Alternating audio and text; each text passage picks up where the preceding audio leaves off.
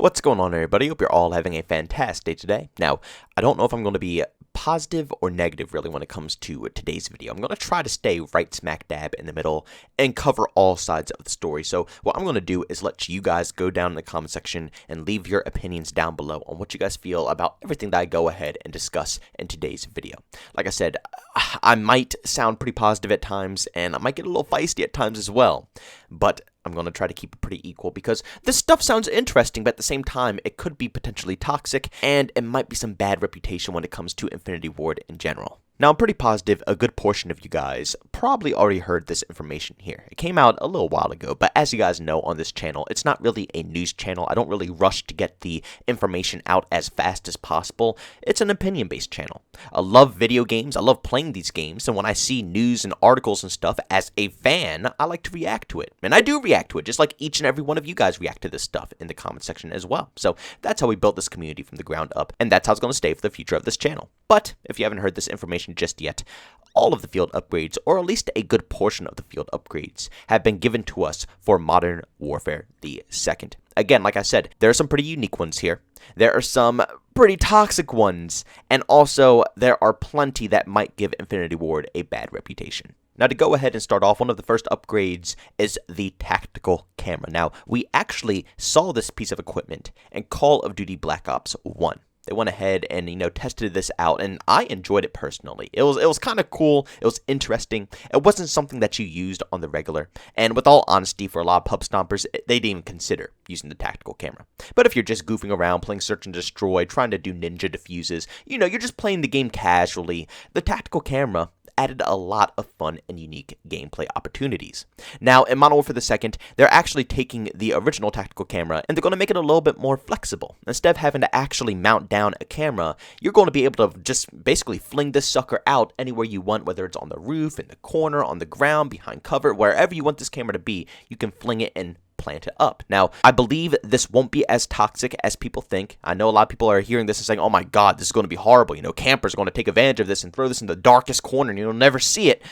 I'm pretty positive it's going to absolutely, flash up. It's going to be exactly like it is in Rainbow Six Siege, probably with Valk. You're going to throw it up there. If you hop on, it flashes a very bright color, whether they want to make it blue, red, orange, who cares what color they make it. It's going to flash something so the enemies can indicate that a camera is looking at them, and they'll probably just shoot it out within the first second that they see it. Now, I think it's going to be a little bit easier than Rainbow Six Siege, since Rainbow is more of a tactical game compared to Call of Duty, where it's more fast-paced and arcadey. I bet you the second you throw that camera up in COD, it's going to be on 24/7, it's going to be flashing, it's going to be nearly impossible to miss. Also, if you walk past this camera, it's going to make a beeping indicator, which this does have two sides. The defender who's using the camera, it will help to know when people are creeping up, and also offensive players will know when it's triggered, so they can actually react to the person who's using the camera and get ready for the defender to push them, and they also know that they're spotted by it if they, just don't see it flashing. And one last thing for people who think this will be absolutely toxic, because we all know once this game comes out, people are going to find insane spots. That's just how every community works, not just COD.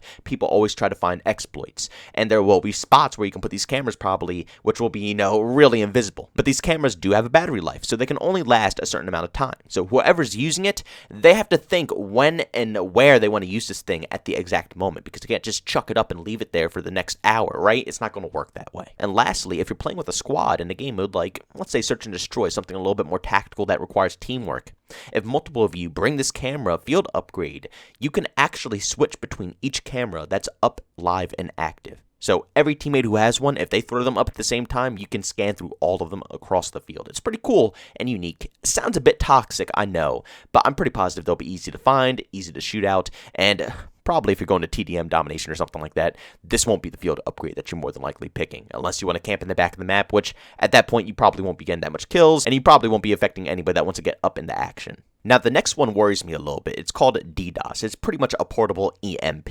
Now, this worries me because it doesn't really emphasize on how it's going to work within multiplayer. It really only says when you hit vehicles or something of that sort, it's going to stall them and pretty much put them out of, commission. And, if anybody's driving that vehicle, they're going to have to hold a button to get it back up and active, which means there's going to be a short period of time where you can attack that vehicle.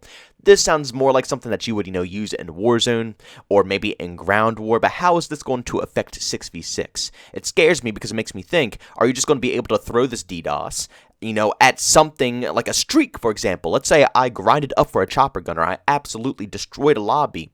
And are we getting another Black Ops 4 0? Where, someone who didn't do anything in the game can sit in the back of the map, get 0 kills and 14 deaths, get their, field upgrade here, the DDOS, and someone who's stomping out the lobby, having a good time getting their streaks, will get their chopper gunner shot right out of the sky because someone got a field upgrade. I mean, we even saw it in Black Ops Cold War where, it was the strafe, whatever crap it was. But that was a streak at least. They still had to grind up for it even though, your streaks didn't reset in Black Ops.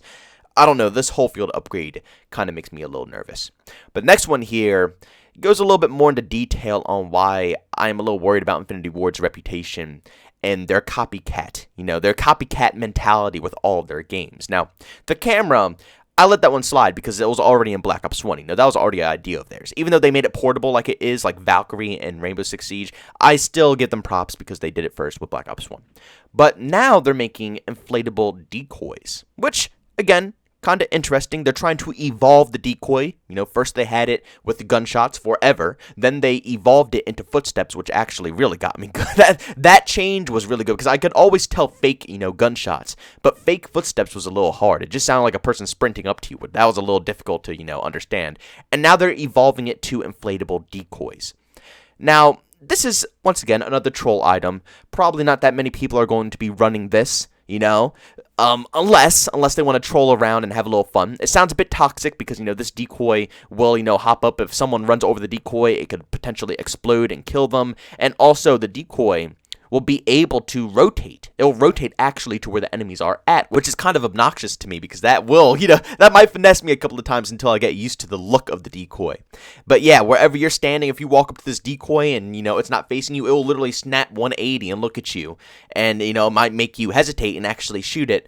So it might be obnoxious in game modes, once again, like Search and Destroy and stuff like that. I could see this being used, but in Team Deathmatch Domination, realistically, I can't really see this being, something that's used 24/7.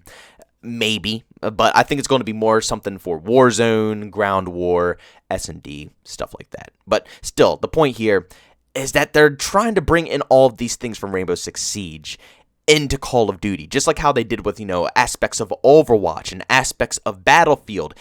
It's typical Call of Duty development. They steal ideas and they try to reform them so they can claim that these ideas are theirs, when in reality it's not. They just absolutely stripped it from a different title. But you might be thinking, JB, stop jumping the gun. They're trying to evolve the decoy. It's nothing wrong with this, And it is interesting. They have evolved the decoy. It's not like, your typical alibi from Rainbow Six Siege where you just chuck it down and it just sits there and looks in one direction wherever you're aiming it. And you actually have to be strategic with where you place it. No, you could throw these underwater. You can throw these, anywhere. And they actually react to the environment that they're in. But the next one is going to really confirm that, yes, indeed, they are stripping. This even makes me think that even the camera idea they stripped from Rainbow Six Siege, even though they did in Black Ops 1, this makes me think that all of these concepts are coming right out of Rainbow. The next one is a drill charge. Yes, just straight up fuse from Rainbow. You slap this sucker onto a surface, it shoots grenades out on the other side of the wall. Now, this is something cool. I like this concept because it's going to completely counter campers. Now, in Warzone, you can throw this on vehicles and, it'll cluster into the vehicle without destroying it. So the vehicle will still be usable for you to take over. But everybody who doesn't bail out of the vehicle is probably going to die within, the first couple of seconds. I like that. That's a cool concept. And also for multiplayer, this will be very useful for campers who are hiding and, using their 725s up in the building in the back of the map, to clear out these surfaces, to clear out these buildings without having to sacrifice your life with claymores and shotties. You can just throw this drill charge right on the wall and it will shoot clusters right into the building. And unless they're using a perk to, counter explosives, they're probably not going to survive that. And even if they, do have the perk, they'll at least be weak and easier to kill for you to push into the building. And I'm pretty positive that I have a claymore. After that fuse goes off, that drill charge goes off, it'll probably take out the claymore as well. This field upgrade is extremely effective and probably one of my favorites that I've heard so far. But once again, where did this come from? It's straight stripped out of Rainbow Six Siege. It's fuse. It's literally the same thing. Now, this is why I said it's hard right now, because I see positives and I see negatives. This is great for COD. This is great for countering campers in every possible way. But at the same time, It just shows a lack of creativity. Instead of just making their own things, branding their own things, and trying to make COD into its unique own beast, so other development studios are saying, oh, we gotta copy that, they just take things from other games and try to enhance upon it. I don't know, man. I like it. I'll be honest. A lot of these things I think are pretty cool. I like the camera. It's a total throwback. I'm going to enjoy that in Search and Destroy. I'm going to do some straight up ninja defuses, and I'm going to be trolling like crazy. Same thing with the inflatable decoy. You already know the Search and Destroy plays are going to be hilarious with that. DDOS I'm a little scared for, and the drill charge is fantastic against campers. The list is pretty cool. But literally each and every one of those items, besides the DDoS of course, was stripped from Rainbow. I don't know. Like I said in the beginning of this video, guys, go down in the comment section and leave your opinions down below. I said I was going to try to be, the medium person on this, but I want to see what the community has to say about these changes with the field upgrades. But ladies and gentlemen, thanks so much for checking out this video. If you enjoyed it, make sure to leave a like. If you hate it, leave a dislike. Also, if you're brand new, enjoy the content, don't forget to subscribe, hit that notification button. Also, want to chat with me, there's two ways to do so. I have Twitter and Discord, both linked down in the description. And also, want to catch me live streaming some video games, do over on Twitch. Link that is in the description as well. But guys, thanks so much for tuning in. See you on the next one. Peace out.